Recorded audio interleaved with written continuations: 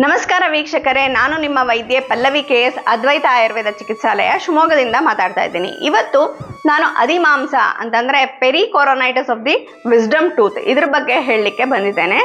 So ಹಾಗಂದ್ರೆ ಏನು ಅಂತಂದರೆ, ನಾವು ತುಂಬ ಜನ ಇದ್ರ ಬಗ್ಗೆ ಕೇಳಿದ್ದೀವಿ, ನೋಡಿದ್ದೀವಿ, ನಾವು ಕೂಡ ಅನುಭವಿಸಿರುವಂಥದ್ದನ್ನು ನೋಡ್ಬೋದಾಗಿರುತ್ತೆ. 30s 40sದಲ್ಲಿ ನಮಗೆ ವಿಸ್ಡಮ್ ಟೂತ್ ಬಂದರೆ ತುಂಬ ಪೇನ್ಫುಲ್ ಇದೆ, ನಮಗೆ ಊಟ ಮಾಡ್ಲಿಕ್ಕೆ ಆಗ್ತಿಲ್ಲ ಅನ್ನೋ ಕಂಪ್ಲೇಂಟ್ಸನ್ನು ನಾವು ನೋಡ್ಬೋದಾಗಿರುತ್ತೆ.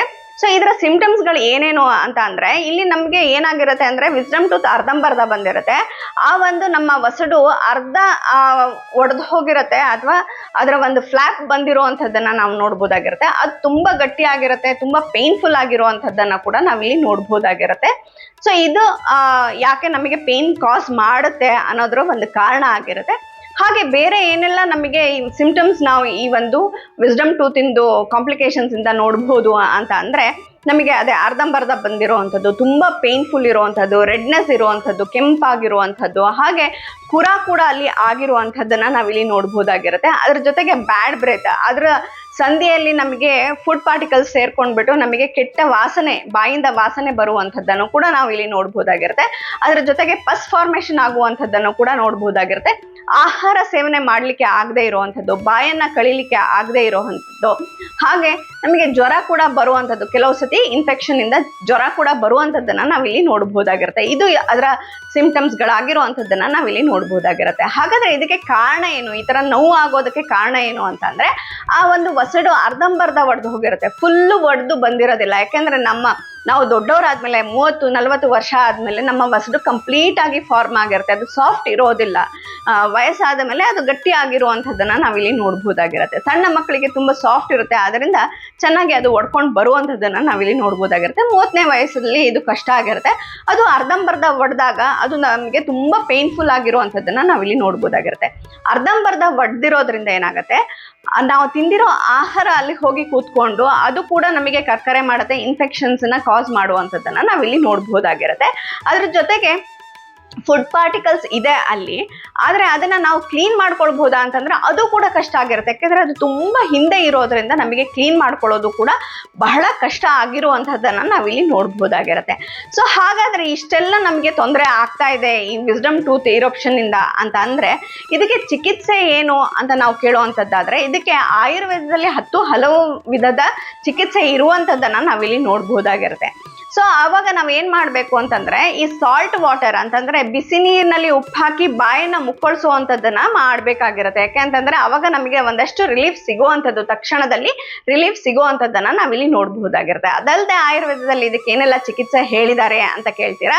ಮೊದಲನೇದಾಗಿ ರಕ್ತಮೋಕ್ಷಣವನ್ನು ಮಾಡಿ ಅಲ್ಲಿ ಏನಿದೆ ಪಸ್ ಫಾರ್ಮೇಷನ್ ಏನಾಗಿದೆ ಅದಷ್ಟನ್ನು ಡ್ರೈನ್ ಮಾಡುವಂಥದ್ದನ್ನು ನಮ್ಮ ಆಯುರ್ವೇದದಲ್ಲಿ ಹೇಳಿರ್ತಾರೆ. ಹಾಗೆ ಛೇದನವನ್ನು ಮಾಡಬೇಕು, ಏನು ಫ್ಲ್ಯಾಪ್ ಬಂದಿದೆಯಲ್ಲ ಅದನ್ನು ಕಟ್ ಮಾಡಿ ತೆಗೆಯುವಂಥದ್ದನ್ನು, ಮತ್ತು ಆ ಹಲ್ಲು ಬರಲಿಕ್ಕೆ ಜಾಗವನ್ನು ಮಾಡುವಂಥದ್ದನ್ನು ನಮ್ಮಲ್ಲಿ ಚಿಕಿತ್ಸೆ ಹೇಳಿರುವಂಥದ್ದನ್ನು ನಾವಿಲ್ಲಿ ನೋಡ್ಬೋದಾಗಿರುತ್ತೆ. ಅದ್ರ ಜೊತೆಗೆ ಪ್ರತಿಸಾರಣ, ಅಲ್ಲಿ ನಾವು ಒಂದು ಪೇಸ್ಟನ್ನು ಹಚ್ಚಬೇಕಾಗಿರುತ್ತೆ. ಇದು ಗಿಡಮೂಲಿಕೆಯಿಂದ ಮಾಡಿರುವಂಥ ಪೇಸ್ಟ್ಗಳು ಯಾವುದರಿಂದ ಮಾಡಿರುವಂಥದ್ದು ಅಂತ ಅಂದರೆ, ಪಾಟ ಮತ್ತು ನಿಂಬ, ಅದ್ರ ಜೊತೆಗೆ ಯವಕ್ಷಾರ, ಸರ್ಜಕ್ಷಾರ, ಇದನ್ನೆಲ್ಲ ನಾವು ಜೇನುತುಪ್ಪದ ಜೊತೆಗೆ ಕಲಿಸ್ಬಿಟ್ಟು ಅಲ್ಲಿ ಹಚ್ಚುವಂಥದ್ದನ್ನು ನಾವಿಲ್ಲಿ ಮಾಡಬೇಕಾಗಿರುತ್ತೆ. ಅದ್ರ ಜೊತೆಗೆ ನಾವಲ್ಲಿ ಪ್ರಕ್ಷಾಲನವನ್ನು ಮಾಡುವಂಥದ್ದು, ಅಂದರೆ ನೀರಿನಿಂದ ಅದನ್ನು ತೊಳೆಯುವಂಥದ್ದನ್ನು ಕೂಡ ಮಾಡಬೇಕಾಗಿರುತ್ತೆ. ಯಾವ ನೀರು ಅಂತಂದರೆ ತ್ರಿಫಲ, ಪಟೋಲ, ತ್ರಿಕಟು ಮತ್ತು ತ್ರಿಫಲದಿಂದ ಮಾಡಿರುವಂತಹ ಕಷಾಯದಿಂದ ಆ ಒಂದು ಜಾಗವನ್ನು ತೊಳೆಯುವಂಥದ್ದನ್ನು ನಾವಿಲ್ಲಿ ಮಾಡಬೇಕಾಗಿರುತ್ತೆ. ಅದ್ರ ಜೊತೆಗೆ ಬಾಯಿ ಮುಕ್ಕಳಿಸೋದು, ಆವಾಗಲೇ ಹಾಟ್ ವಾಟರ್, ಲ್ಯೂಕ್ ವಾರ್ಮ್ ವಾಟ್ರಲ್ಲಿ ನಾವು ಏನು ಹೇಳಿದ್ನಲ್ಲ, ಸೊ ಅದೇ ಥರ ನಮ್ಮಲ್ಲಿ ಈ ಒಂದು ತ್ರಿಫಲ, ಪಟೋಲ ದಿಂದ ಮಾಡಿರುವಂಥ ಕಷಾಯದಿಂದ ಬಾಯಿ ಮುಕ್ಕಳಿಸುವಂಥದ್ದು, ಇಲ್ಲ ಅಂದರೆ ಪಿಪ್ಪಲಿ ಚೂರ್ಣವನ್ನು ಜೇನುತುಪ್ಪ ಮತ್ತು ನೀರು ಜೊತೆಗೆ ಹಾಕಿ ಬಾಯನ್ನು ಮುಕ್ಕಳಿಸುವಂಥದ್ದನ್ನು ಮಾಡೋದ್ರಿಂದ ಕೂಡ ಅಲ್ಲಿರುವಂಥ ಫುಡ್ ಪಾರ್ಟಿಕಲ್ಸ್ ಮತ್ತು ಅಲ್ಲಿ ನಮಗೆ ಆಗಿರುವಂಥ ಆಬ್ಸೆಸ್ ಕಂಪ್ಲೀಟ್ ಆಗಿ ಹೋಗುವಂಥದ್ದನ್ನು ನಾವಿಲ್ಲಿ ನೋಡ್ಬೋದಾಗಿರುತ್ತೆ. ಅದ್ರ ಜೊತೆಗೆ ನಾವು ತೀಕ್ಷ್ಣ ನಸ್ಯವನ್ನು ಕೊಡಬೇಕಾಗಿರುತ್ತೆ, ತೀಕ್ಷ್ಣ ಧೂಮಪಾನವನ್ನು ಕೊಡಬೇಕಾಗಿರುತ್ತೆ. ಅದರಿಂದ ಇನ್ಫೆಕ್ಷನ್ಸನ್ನು ಕಂಪ್ಲೀಟ್ ಆಗಿ ನಾವು ನಿವಾರಣೆ ಮಾಡ್ಕೊಳ್ಬೋದಾಗಿರುತ್ತೆ. ಅದರಿಂದ ನಿಮಗೆ ವಿಸ್ಡಮ್ ಟೂತಿನ ಕಾಂಪ್ಲಿಕೇಶನ್ಸಿಂದ ಪೇಯ್ನ್ ಆಗ್ತಿದೆ, ತೊಂದರೆಗಳಾಗ್ತಿದೆ ಏನಾಗಿದೆ ಅಂತಂದ್ರೆ ವಿಸ್ಡಮ್ ಟೂತ್ನ ತೆಗೆಸ್ಕೊಳ್ಳೋದು ಒಂದೇ ಪರಿಹಾರ ಅಲ್ಲ. ನಿಮಗೆ ಅದು ಅಡ್ಡ ಬೇರೆ ಡೈರೆಕ್ಷನ್ ಅಲ್ಲಿ ಬರ್ತಾ ಇದೆ ಅಂದ್ರೆ ಮಾತ್ರ ನೀವು ಅದನ್ನ ತೆಗೆಸ್ಕೊಳ್ಬೇಕಾಗಿರುತ್ತೆ. ಅದಲ್ಲದೆ ನಿಮಗೆ ಬೇರೆ ರೀತಿಯಲ್ಲಿ ಅಂತಂದ್ರೆ ಈ ತರ ಬರೀ ಅರ್ಧ ಫ್ಲಾಪ್ ಎದ್ದಿದೆ ಅದರಿಂದ ನಮಗೆ ತೊಂದರೆ ಆಗ್ತಾ ಇದೆ ಅಂತಂದ್ರೆ ಖಂಡಿತವಾಗಿ ನೀವು ಚಿಕಿತ್ಸೆ ಮಾಡ್ಕೊಳ್ಬಹುದಾಗಿರುತ್ತೆ. ಆ ವಿಸ್ಡಮ್ ಟೂತ್ ಕೂಡ ನೀವು ಇಟ್ಕೊಳ್ಬಹುದಾಗಿರುತ್ತೆ ಯಾವುದೇ ಕಾಂಪ್ಲಿಕೇಶನ್ ಇಲ್ಲದೆ. ಸೊ ಆದ್ರಿಂದ ನಿಮಗೆ ಈ ತರದ ಒಂದು ವಿಸ್ಡಮ್ ಟೂತಿನ ಕಾಂಪ್ಲಿಕೇಶನ್ಸ್ ಇಂದ ಉಂಟಾಗಿರುವಂತ ತೊಂದರೆ ನಿಮ್ಗೆ ಆಗಿದೆ ಅಂತಂದ್ರೆ ಖಂಡಿತವಾಗಿ ಆಯುರ್ವೇದದ ಮೊರೆ ಹೋಗಬಹುದಾಗಿರುತ್ತೆ. ನೀವು ಸಂಪರ್ಕ ಮಾಡಬಹುದಾಗಿರುತ್ತೆ ಅದ್ವೈತ ಆಯುರ್ವೇದ ಚಿಕಿತ್ಸಾಲಯ ಶಿವಮೊಗ್ಗ. ನೀವು ಕರೆ ಕೂಡ ಮಾಡಬಹುದಾಗಿರುತ್ತೆ 9184844210 ಕರೆ ಮಾಡಿ. ಕೆಲವು ಪ್ರೊಸೀಜರ್ಸ್ ಇದ್ದಾಗ ಮಾತ್ರ ನಾವು ಇಲ್ಲಿ ಕರ್ಸ್ಕೊಳ್ತೀವಿ. ಅದಿಲ್ಲ ನಿಮಗೆ ಬರೀ ಮೆಡಿಕೇಶನ್ ಸಾಕು ಅಂತಂದ್ರೆ ನಾವು ಪಾರ್ಸಲ್ ಕೂಡ ಕೊಟ್ಟು ನಿಮಗೆ ಚಿಕಿತ್ಸೆಯನ್ನ ಇಲ್ಲಿಂದನೇ ಕಳಿಸುವಂತ ವ್ಯವಸ್ಥೆ ಕೂಡ ಮಾಡುವಂತ ವ್ಯವಸ್ಥೆ ನಮ್ಮಲ್ಲಿ ಇರುವಂತದ್ದನ್ನ ನಾವಿಲ್ಲಿ ನೋಡ್ಬೋದಾಗಿರುತ್ತೆ. ಆದ್ರಿಂದ ಯಾವುದೇ ತರ ತೊಂದರೆ ಬಂತು ಅಂತಂದ್ರೂ ಕೂಡ ಅದ್ವೈತ ಆಯುರ್ವೇದ ಚಿಕಿತ್ಸಾಲಯಕ್ಕೆ ಕರೆ ಮಾಡಿ ಅಂತ ಹೇಳ್ತಾ ನನ್ನ ಮಾತುಗಳನ್ನ ಮುಗಿಸ್ತೀನಿ. ನಮಸ್ಕಾರಗಳು.